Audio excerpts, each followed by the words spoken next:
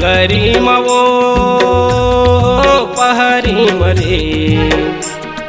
माया देहल याबे गुया डोंगरी मवो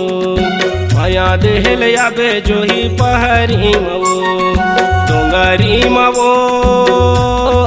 पहरी मरे माया देहल याबे गुया डोंगरी मवो माया देहल याबे जोही डोंगरी मवो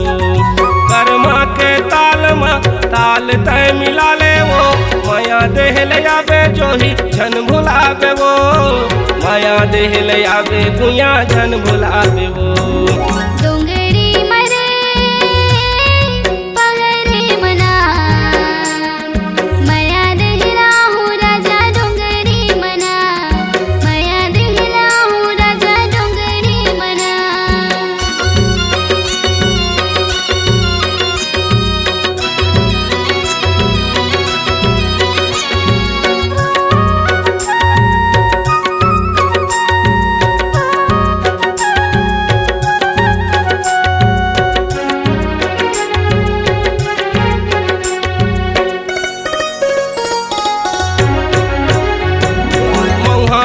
लूर के जामुन डारावो लूर के जामुन डारा गुया लूर के जामुन डारावो लूर के जामुन डारा गुया लूर के जामुन डारावो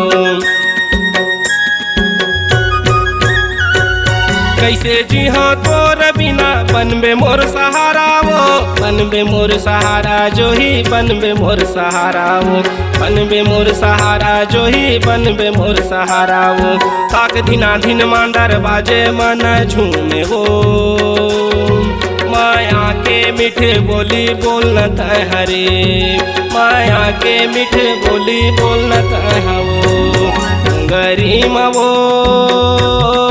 पहरी मरे माया देहल याबे गुया डोंगरी मवो माया देहल याबे जोही डोंगरी मरे